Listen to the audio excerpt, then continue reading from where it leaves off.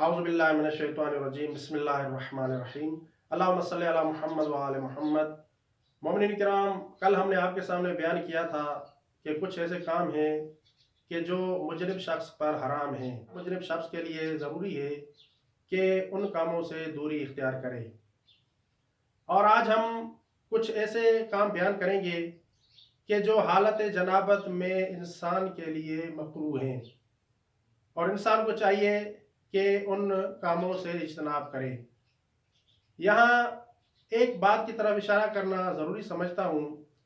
बाज़ लोग मकरूह को भी हराम ही समझते हैं और जब हम लफ्ज़ मकरूह इस्तेमाल करते हैं तो लोग समझते हैं कि उनसे इज्तनाब करना ज़रूरी है, हालांकि ऐसा नहीं है।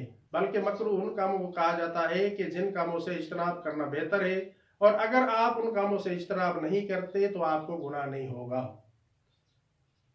जबकि हराम उन कामों को कहा जाता है कि जिन कामों से इज्तनाब करना, दूरी इख्तियार करना ज़रूरी होता है। जैसे झूठ बोलना, गीबत करना, ये हराम है। या हालत जनाबत में खाना खाना मकरूह है। मकरूह और हराम काम के दरमियान में बहुत फ़र्क है। इस बात की तरफ मोमिन को मुतवज्जा रहना चाहिए। हालत जनाबत में 9 चीज़ें ऐसी हैं कि जो इंसान के लिए मकरूह हैं। 9 काम इंसान को जनाबत की हालत में नहीं करने चाहिए।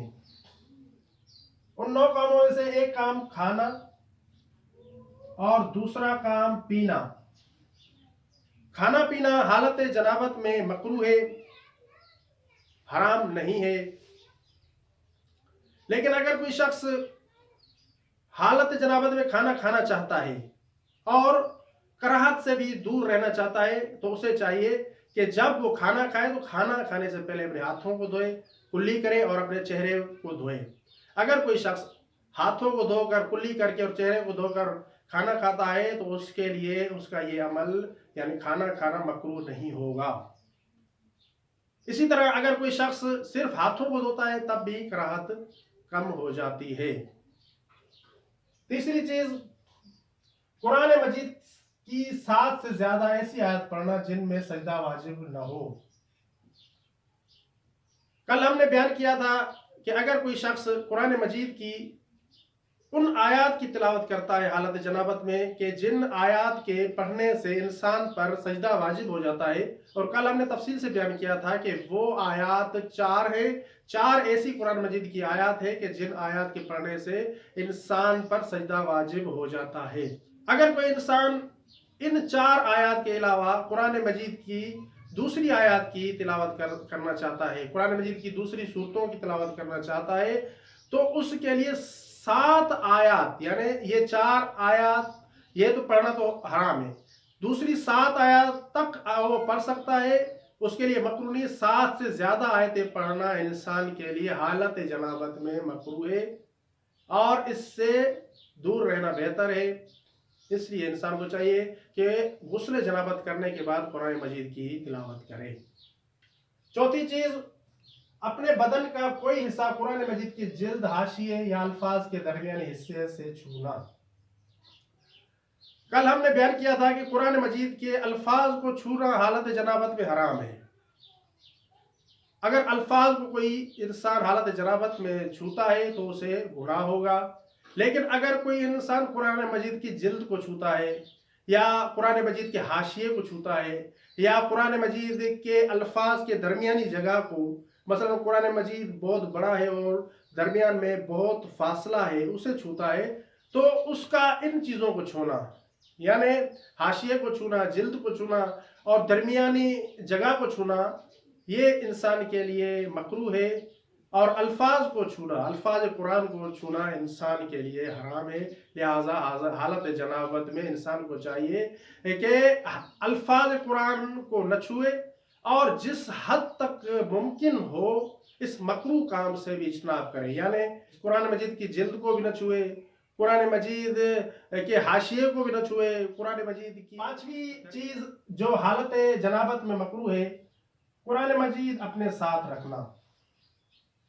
इंसान को चाहिए कि जब इंसान मुजरिब हो तो कुरान मजीद को अपने साथ न रखे। अगर कोई इंसान हालत जनाबत में कुरान मजीद को अपने साथ रखता है तो उसका ये अमल उसके लिए मकरू है, अलबत्ता अपने साथ रखना जायज़ है। मकरू मैंने पहले भी अर्ज किया है कि मकरू उसे कहा जाता है कि जिस काम से अगर आप इज्तनाब करेंगे वो सवाब होगा और अगर करेंगे तो आपको गुनाह नहीं होगा। लिहाजा जो मोमिन कुरान मजीद को अपने साथ रख सकता है तो हालत जनाबत में कुरान मजीद को अपने साथ रख सकता है, लेकिन बेहतर यही है कि कुरान मजीद को हालत जनाबत में अपने साथ न रखा जाए। छठी चीज सोना। हालत जनाबत में सोना मकरू है। अगर कोई शख्स जनाबत की हालत में सोना चाहता है तो उसे चाहिए कि वजू करके सोए, या अगर उसके पास पानी नहीं है तो गुस्ल के बदले तयम्मुम करके सोए, तो ऐसी सूरत में उसके लिए उसका सोना मकरू नहीं होगा। सातवीं चीज मेहंदी या उसकी तरह की किसी और चीज से खिजाब करना। अगर कोई शख्स मुजनिब हो तो उसे चाहिए कि खिजाब न करे, अलबत्ता बार बार मैं तसव्वुर दे रहा हूं कि ये मकरूहात हैं, ये हराम काम नहीं है। अगर आप मुर्तकब होते हैं तब भी आपको कोई गुनाह नहीं होगा, लेकिन अगर आपने ये काम अंजाम न दिए तो आपको सवाब मिलेगा। लिहाजा इंसान को चाहिए कि जब मुजनिब हो, जनाबत की हालत में हो, तो जनाबत की हालत में खिजाब न करें, मेहंदी से खिजाब न करें। मेहंदी की तरह की दूसरी चीज़ें जो आजकल बाजार में मौजूद हैं उन चीज़ों से भी खिजाब नहीं करना चाहिए हालत जनाबत में।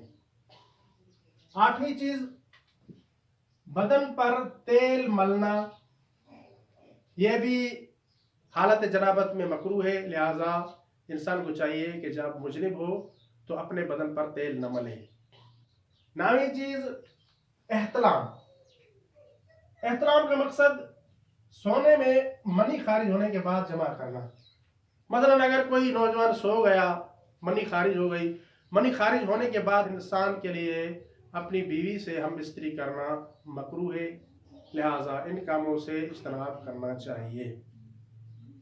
अगर किसी मोमिन का कोई शरई सवाल हो तो हमें हमारे यूट्यूब चैनल में कमेंट्स कर दे, इंशाल्लाह हम आपको आपके शरई सवालात के जवाब देंगे। वमा अलैना इल्लल बलागुल मुबीन। अल्लाहुम्मा सल्लि अला मुहम्मद।